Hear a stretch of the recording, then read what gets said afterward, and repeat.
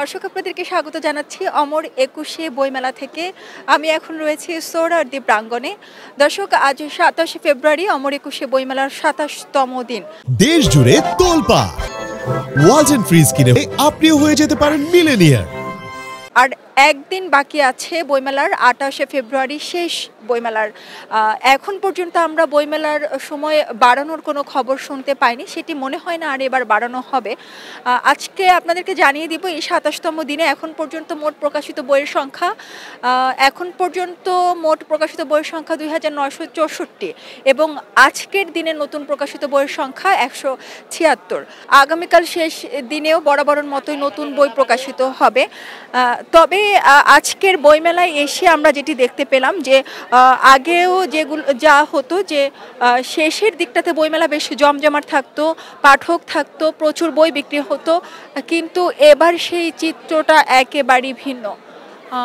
এবার আর বইমেলার একদিন বাকি আছে, তবে আজ এখন পর্যন্ত খুব একটা বই বিক্রি দেখছি না, বা প্রকাশক এবং বই বিক্রেতাদের সঙ্গেও কথা বলেছি, তারাও বলেছে যে খুব একটা বই আজকেও বিক্রি হচ্ছে না, বা এবার বই বিক্রিতে তেমন একটি সাড়া পায়নি তারা।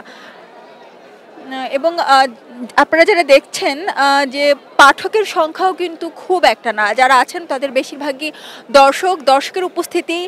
কিন্তু যদি বলি যে শেষ সময়টিতে কিন্তু বইমেলায় তিল পরিমাণ আসলে জায়গা থাকে না পা ফেলার, প্রচুর পরিমাণে পাঠকরা থাকেন, তাদের সমাগম থাকে বইমেলা জুড়ে। সেই উৎসব মুখর বিষয়টি যেন নেই বললেই চলে। এই শেষ সময়টিতেও খুব একটা পাঠকের সাড়া দেখছি না।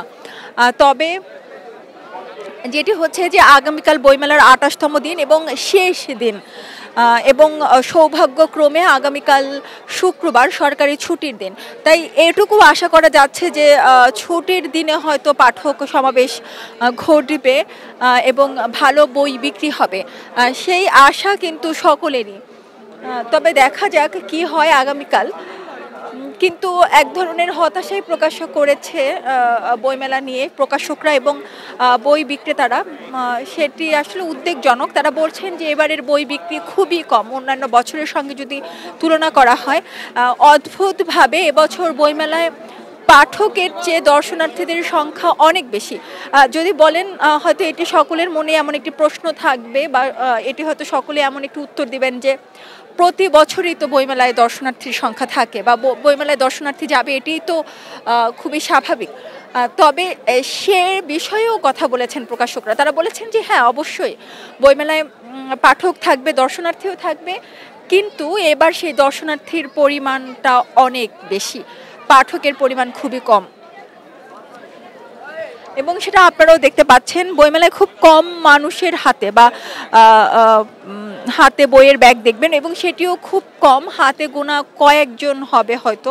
এবং বইমেলায় বের হওয়ার যে গেটে যদি দাঁড়ানো হয়, তাহলেও সেই একই চিত্র দেখা যাবে যে সকলেই প্রায় খালি হাতে বইমেলা থেকে বের হচ্ছেন। বেশিরভাগই শাড়ি পরে পাঞ্জাবি পরে বইমেলায় আসছেন,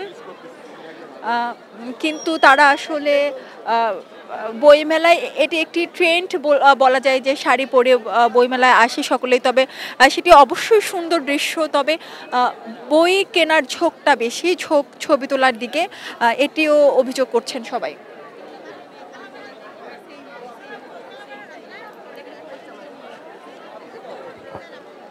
দর্শক, আপনারা হয়তো জানেন যে এবছর বইমেলায় কিন্তু অংশগ্রহণ ছিল দারুণ।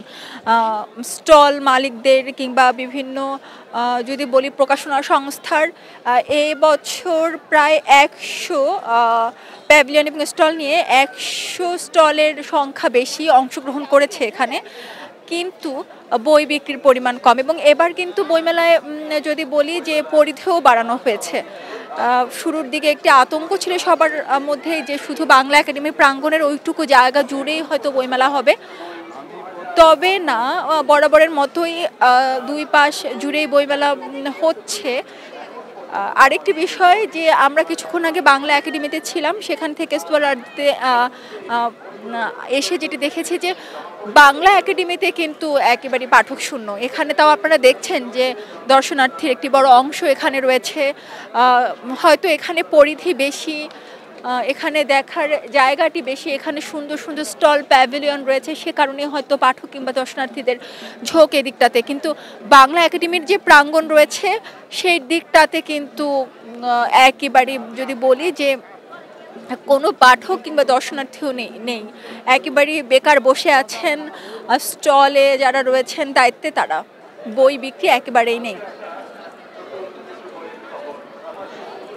তবে এটিও সত্যি যে সব সময়ই বাংলা একাডেমির থেকে সোহরাওয়ার্দীর এই অংশটাই কিন্তু বইমেলার প্রধান আকর্ষণ, এবং এই অংশটাতেই পাঠক সমাবেশ, দর্শনার্থীর সমাগম বেশি হয়।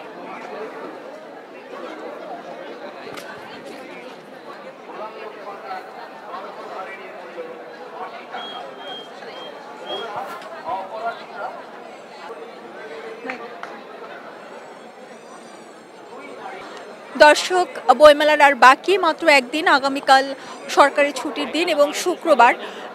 সকলের প্রতি আহ্বান থাকবে আগামীকাল শেষ দিনে বইমেলায় এসে বই সংগ্রহ করার জন্যে, কারণ বইমেলা ফিরে পেতে আবার আমাদের অপেক্ষা করতে হবে পুরো একটি বছর। দর্শক, এখানে শেষ করছি। খবরের কাগজের সঙ্গে থাকুন। খোদা হাফেজ। খবরের কাগজ, নিখাদ, নির্ভীক, নিরপেক্ষ।